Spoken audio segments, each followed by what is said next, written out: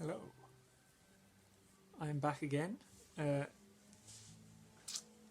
It's been a while and Royal Mail have gone on strike, so I've got a day off. And decided I'd make a video. Kind of long overdue. I don't remember the last time I made one. I don't think it was a year ago, but it's probably not far off. But instead of a kind of recent buys, I thought I would make a video of my Grateful Dead promo and test pressing collection so far. I've got a lot of Grateful Dead, and thanks to the VC, they're a band that I'm not obsessed with, but I do like picking up their stuff when I can, and I've found some pretty good things. I think living in the UK, they're not as big, so I've managed to get some good stuff really cheap compared with what I'd have to pay for it if I lived in the States. I'm going to show them in kind of reverse order of what I think is my worst promo items to the best ones. So the first thing I have is this promo copy of Bear's Choice.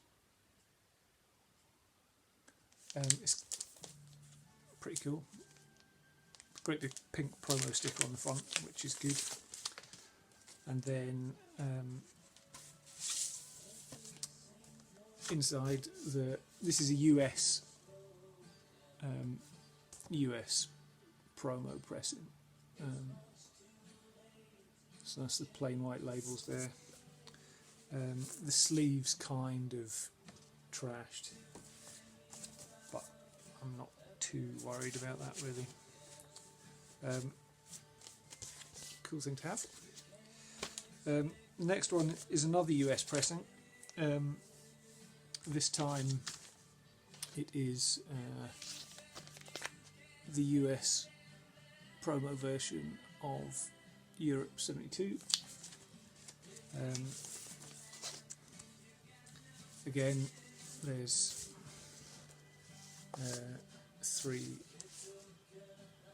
all three discs of that. This is going to be a really dull video for anyone that's not. Whiteness. Here's some whiteness for all you people that like coloured vinyl and special fold-out sleeves. You're going to get none of that here, I'm afraid.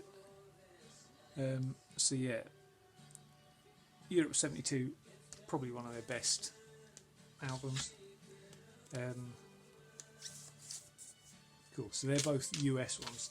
Everything else I have is a UK pressing. This one has a bit of colour, if you class black as a colour. You can see there is actually very faint writing on the sleeve.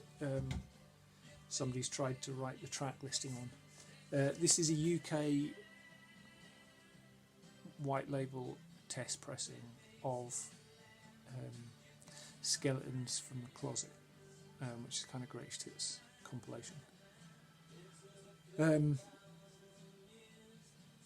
But again, it's pretty cool to have. Now we get into the kind of juicier part, I would say, of the test pressings. I have this, which here, Grateful Dead Live. This is a UK white label test pressing, which I will show you. So both discs are like this, of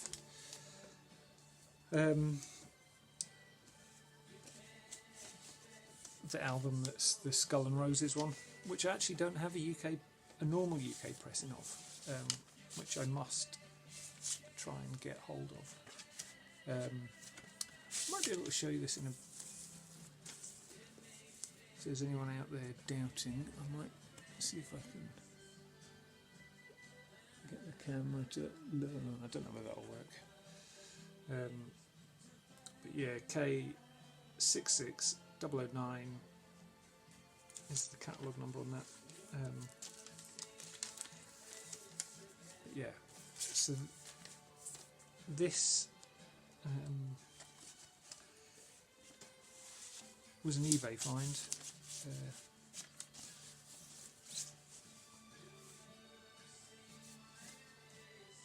You can see somebody's obviously,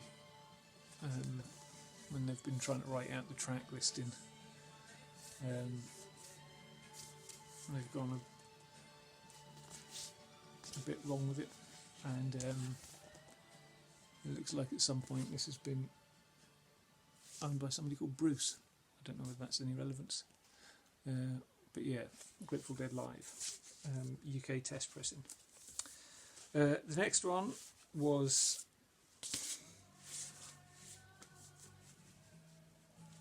a killer find right at the start of this year, actually, and I'm not quite sure how I stumbled across it on eBay, but I did.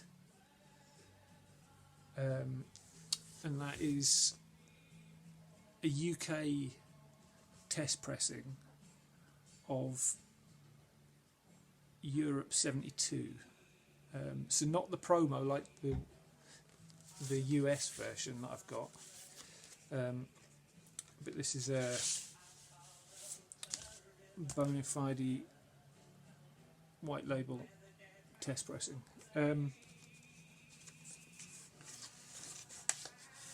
So this was a really cool find, and this kind of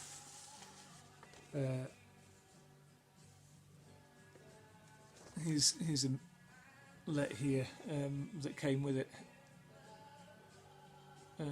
Dear Kevin, enclosed are the 3 Grateful Dead white label albums you purchased.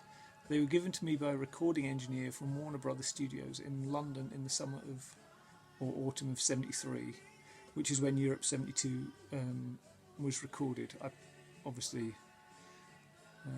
you mean for release.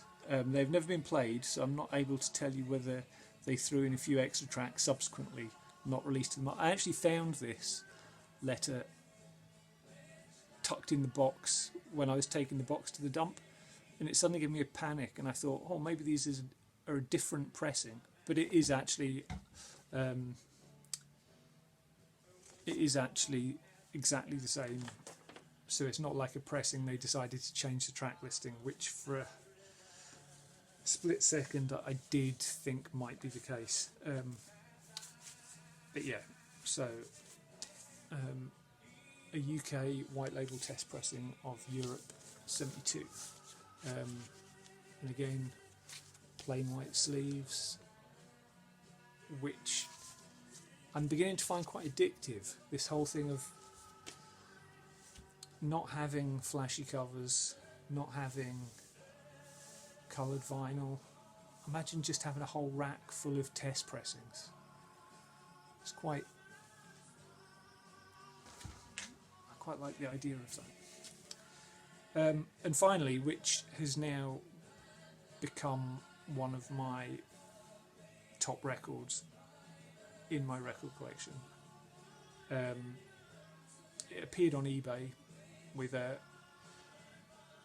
quite a high price,